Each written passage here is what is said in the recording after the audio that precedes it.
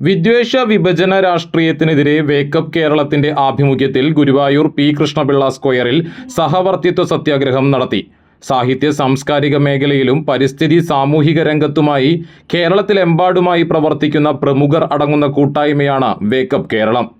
സഹവർത്തിത്വ സത്യാഗ്രഹം പ്രമുഖ എഴുത്തുകാരി സാറാ ജോസഫ് ഉദ്ഘാടനം ചെയ്തു. പ്രമുഖ കവി പ്രൊഫസർ സച്ചിദാനന്ദന്റെ ഐക്യദാർഢ്യ സന്ദേശം വായിച്ചു.